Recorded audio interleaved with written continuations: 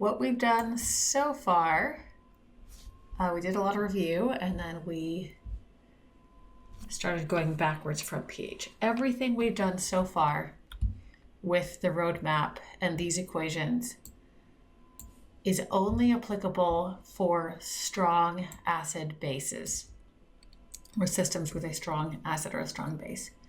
That is those acids and bases which dissociate completely.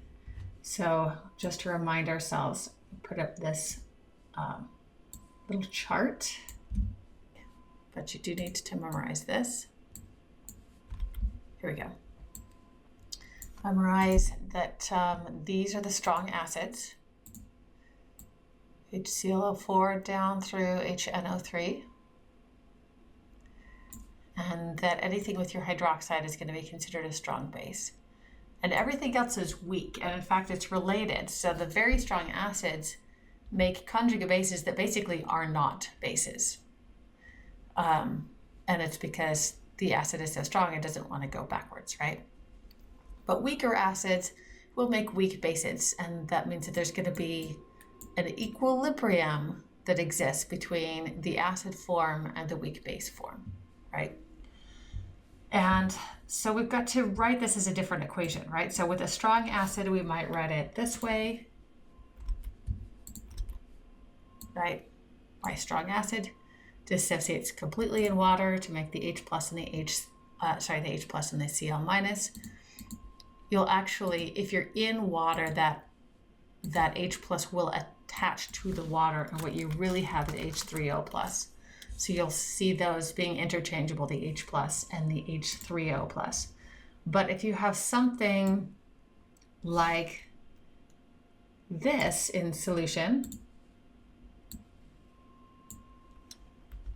and I'm just going to copy this from the lecture notes here. Here's my weak acid, my acetic acid. And I think I told you sometimes we'll put the H on the end to show that it's attached to the O, and sometimes we'll put it at the beginning because we're supposed to put the cation first and the anion second.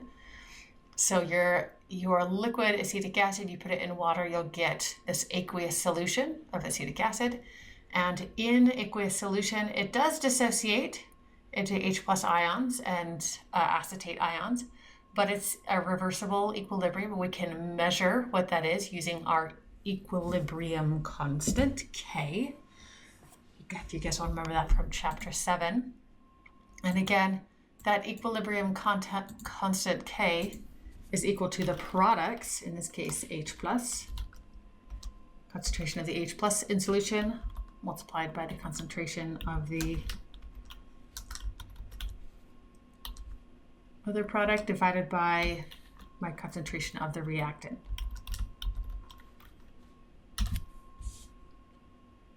Does that sound familiar?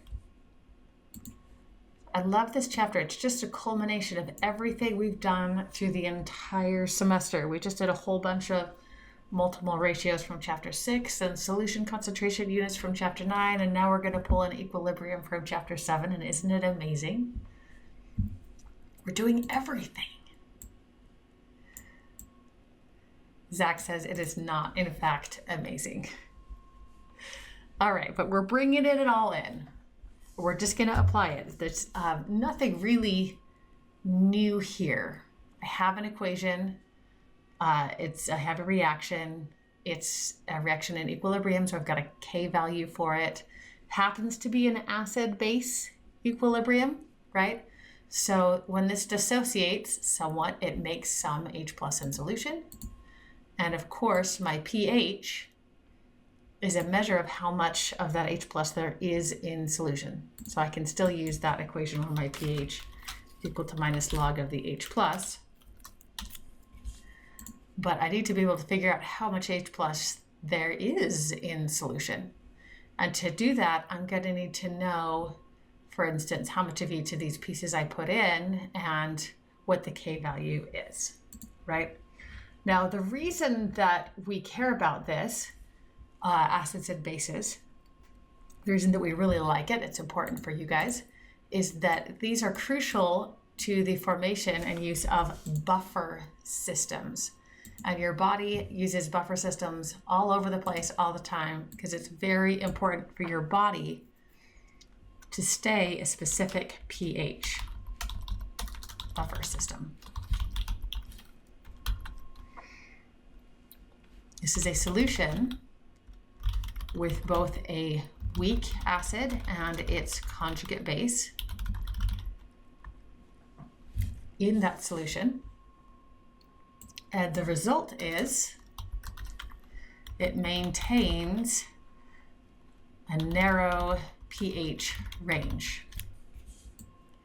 It's very important. If your body goes outside of the narrow pH range that it needs to be, then your proteins get denatured and you die. That's it, right? Your hemoglobin gets denatured, then you die. That's what happens if your blood gets too acidic or basic, but usually it's acidic is kind of the problem that you get. So a buffer specifically is going to maintain a narrow pH range. And the way that it does it is this: if you have both the weak acid and its conjugate base in solution, right? And that's what you have here. This is your weak acid. This is a weak base, which is in fact the conjugate of the weak acid. Then if I add a really strong acid, which would normally make the pH just go sky high. If I had sky low, I should say, make the pH go lower because that means more acidic. If I add a strong acid, so what it's going to do is that H plus from the strong acid is going to get gobbled up by the weak base, and it's going to make more of my weak acid, right? So again, if I add more H pluses, the equilibrium says, oh, I'm just going to offload those over here, and I'm going to end up with more of these. It is going to make my solution a little bit more acidic, but just a little bit because it's a weak acid, right? If instead I add a strong base, what's going to happen? Right? Strong base would make my pH much more basic. It's going to add OH minuses, but the OH minuses in my strong base immediately react with the H pluses, right? Any OH minus is going to gobble up any H pluses available and just turn them into water.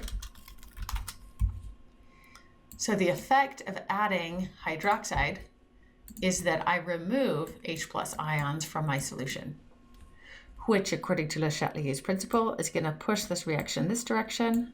I'm going to remove my weak acid from solution and I'm going to get more weak bases. My solution is going to get a little bit more basic because I am adding more weak base to the solution, but it's not going to get a lot more basic, which is what would happen if there was not a buffer present. So add strong acid that reacts with the weak base to make more weak acid. And if I add a strong base that removes the weak acid to make more weak base. Does that make sense?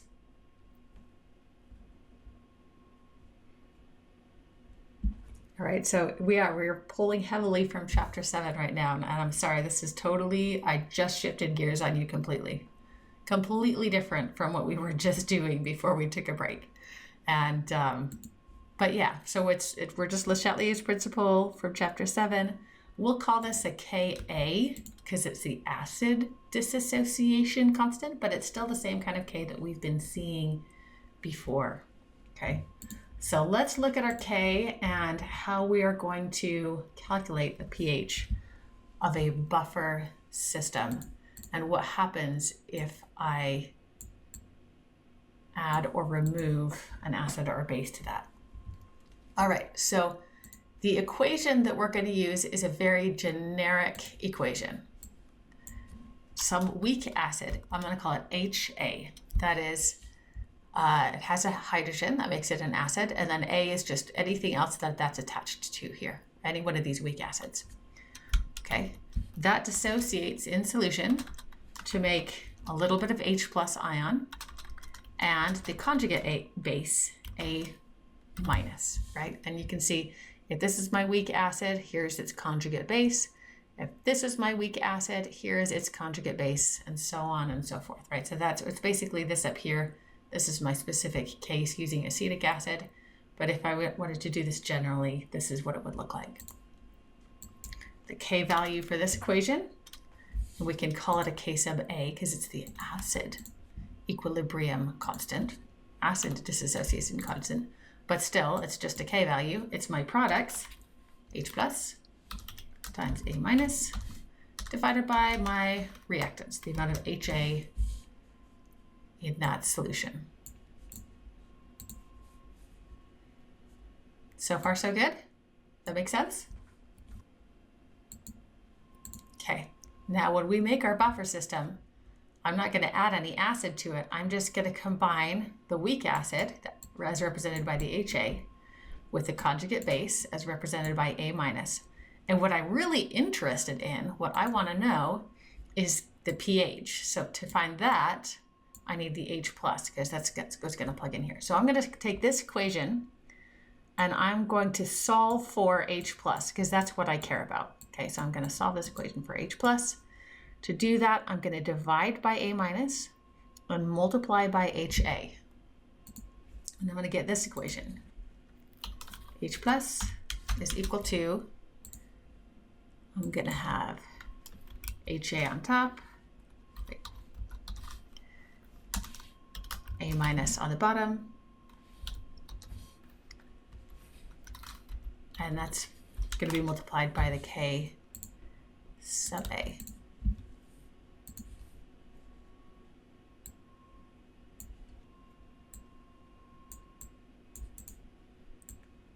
I'm going to move this over. Make me feel better. Same thing though, right? Okay, now you can come up with this because you know how to make a K expression, right? And you know how to do algebra. But just to save you some time, the question was, do I have to memorize these? The answer is no. Look, there it is. Copy it directly over from your equations sheet that you always have printed out for every exam. There is your equation for a buffer. It's right there. Okay, same thing. Now, your textbook takes it another step further. So just so you're not confused, if you look at the textbook and it says something different, your textbook says, oh, nah, but what I really want is the pH. So I'm just going to take the minus log of both sides to give me the pH. The minus log of the H plus is the pH. And when you do that, according to the properties of logs, you get a different equation, okay? So the minus log of the H plus is the pH. And then the minus log of the K sub A is the P of the K of A. And then when you take the minus log, that's like taking the log and subtracting it. I can't explain it really. But it's pKa plus, this ends up flipping the log of the A minus divided by your HA.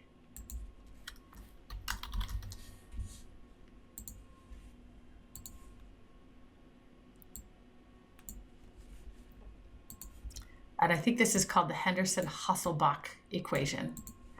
And again, this equation right here, this blue equation, is the same as the black equation. They've just taken the minus log of both sides so that you can solve directly for the pH. But I thought it was like so much nicer to just solve for the pH, and then you can take the minus log of that, right? So that's why I don't include this equation. I'm like, y'all just don't use that, okay? Don't use that. We can just take that extra step. You guys know how to take the minus log of the H plus to get the pH, and that will be easier. So Erica, no, I will not test you on that. I'll just give you this equation because this is the one that I'll expect you to use. And if you see that one, just remember that's the properties of logs, and they're trying to get you to go directly to the pH, but it's not a big deal. All right, so this is the one that you're going to need to use. And the problem that I give you is going to look something like this. I'm just going to copy this from your lecture notes. We have a buffer solution made from 0.056 moles of formic acid and 0.056 moles of its conjugate base in a liter of water. And I'm also going to give you, here's your K value here. Now, if I want to know what is the pH of the solution, yes, what's the pH of the solution? We can just kind of plug this in, right? We have the Ka. We know how much acid we have. That's going to go on top. We know how much base we have. It's going to go on the bottom. And then we can plug it in and solve for the H+. Let's do that. Let's do that right now. I've kind of described what to do, but I'm going to make you guys tell me what to do. Erica says, will you always give us K sub A? And the answer is yes. You can't solve the problem without the Ka. Hypothetically, I could give you all of the other pieces and have you solve for Ka, but I'm not going to do that. The more interesting thing is to solve for the pH. So I will give you the Ka because it's unique to each one of these. There's no way you should memorize those. So, all right. But if I want another pH, I first have to solve for the H+. So I need this little guy. This is my generic acid. Let's just define here. This is the acid, so this is HA. And this is its conjugate base. So that's A-, right? In solution. Sorry, this should read the K of HCOOH. Just off by a little bit here.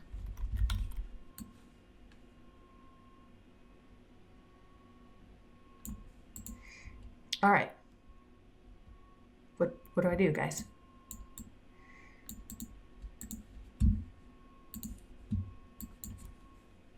Nicole says, so we're going to plug it in. K is 1.8 times 10 raised to the negative fourth. Good.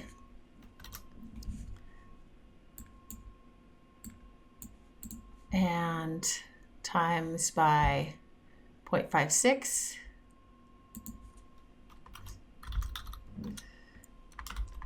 Molarity of the acid. Divide that by 0.56 molarities of the conjugate base. Something really interesting happens here when you're looking at buffers, by the way. All right, sorry, 0.6. And that is because you're all in solution together, the volume ceases to matter. You might say, wait a minute, how can the volume not matter? If I'm looking at like molarity here, that has moles per liter, right? So the volume feels like it really matters. But remember, you're in the same solution. So this is 0.056 moles per liter.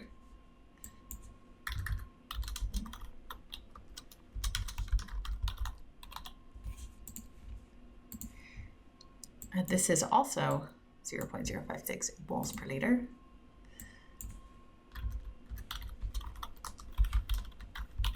And it's the same solution, right? Because you're in the same solution. So yeah, it just cancels itself out. Good observation. They cancel. So you could add water to this solution. It would change the concentrations of each of these, but relative to each other, it doesn't change the relative ratio of moles. So you can take a buffer and add a bunch of pure water. It'll still have the same pH. It won't change the pH at all. All right, but we're going to plug this in here. Or in other words, if you just know the moles, even if you don't know the volume, you can just plug in the moles here and you can find the buffer pH. All right, so 1.8 times 10 to the negative 4. Multiply that by 0.056 divided by 0.056. Great.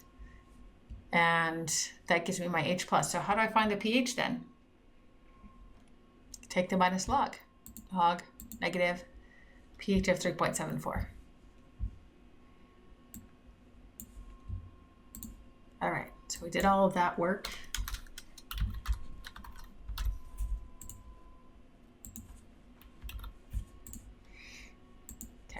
minus log.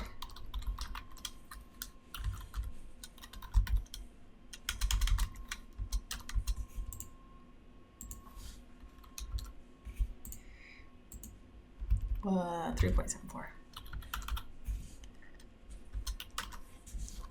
Okay, does that make sense?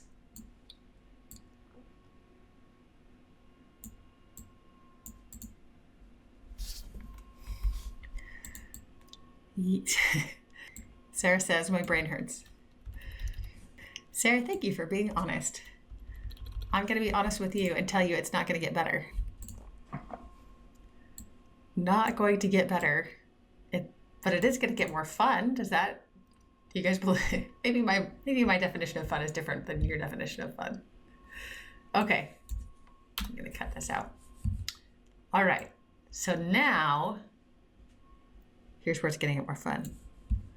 What if we take this awesome buffer solution and we add a strong base? Suppose we add, I'm just watching my lecture notes here. Suppose we add 0.13 moles of sodium hydroxide.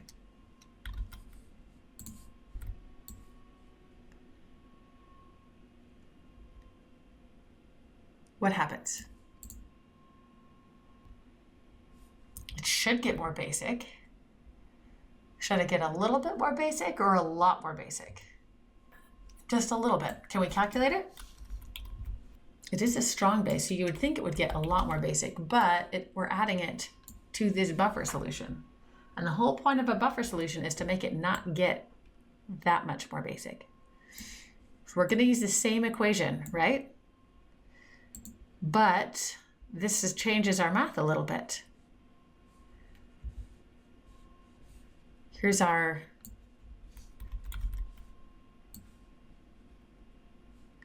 acid. What's going to happen? How does my hydroxide factor into this?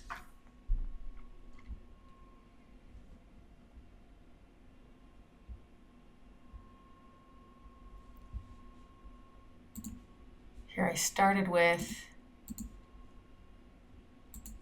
0.056 moles of my acid here originally, and 0.056 moles of my conjugate base originally. So if I add this strong base, is my base going to react with my acid or is it going to react with my base?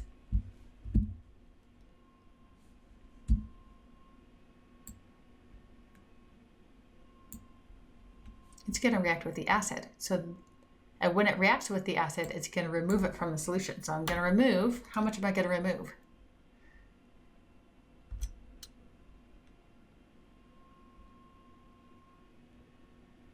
(0.013 moles. Good. In fact, let's write this equation. I think it'll help us see what's going on. My NaOH is going to react with my HA. Again, this is just a generic form of my weak acid. And when it does that, the H is going to go with the OH, right? And I'm going to get water. Then I'm going to get sodium ions, which I don't care about. And I'm going to get my A minus. You could say I could get NaA. But hopefully you see that this is just A minus, right? So if I have 0.013 moles of this, it's going to react with 0.013 moles of this. I don't care how much water I make, but I am also going to make 0.013 moles of this, right?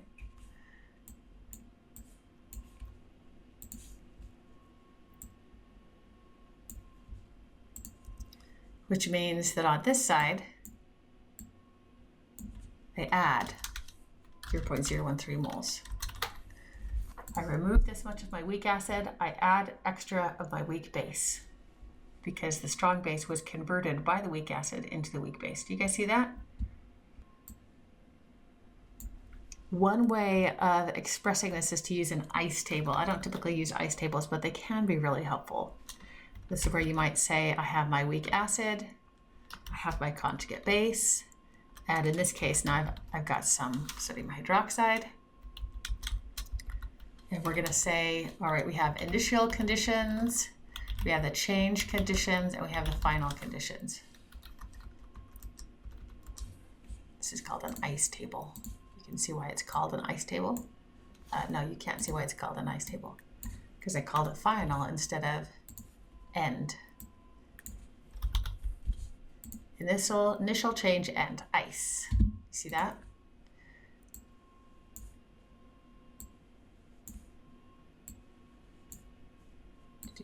Okay. And this is where you say, okay, well, I started with 0.056. And here I started with 0.056. And here I started with 0.013. And then I reacted all of this. And when I did that, it reacted with the acid. And that gave me more of my conjugate base. And so you can see, now we can see at the end, what have I got? You guys are goofy. 0.056 minus 0.013. There we go. Yep, Sarah and I both got the same answer here, 0.043. And what do I have here? 0.069.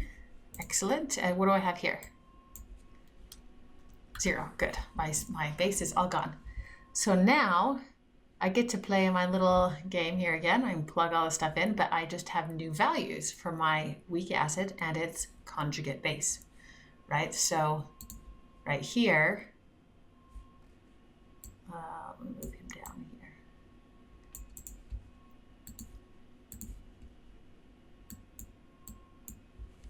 And again, you could just use moles. You don't even have to put your volume back in there because it's completely independent of volume. The volume cancels. The Ka value stays the same.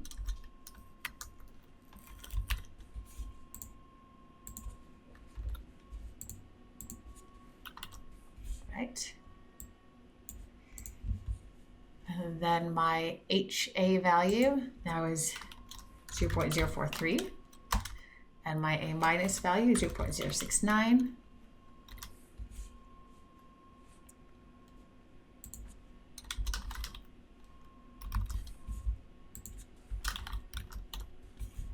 Okay. So my H plus value is, Nicole's got it, but let's make sure we're getting the same answer. Times 10 to the -4th times 0.043 divided by 0.069. Whoa, 69, thank you. 1.12 times 10 to the -4th, perfect.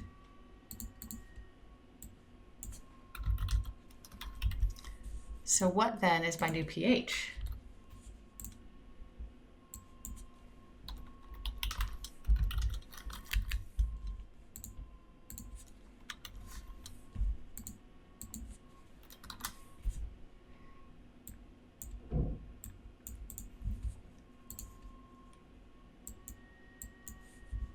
Yeah, it's going to be the minus log of that, which Nicole got. That's 3.95. Oh no. Just looked at the clock. We're totally out of time. Okay, did it get a little bit more basic? Yes, it did. It went up by 0.2. Now, is that as basic as it would have gotten if I just put this many moles of sodium hydroxide into a liter of water?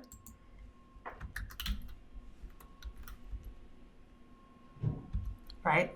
If I put that in, that gives me a concentration. If I just put this in pure water, that's my concentration of hydroxide. That's my pOH.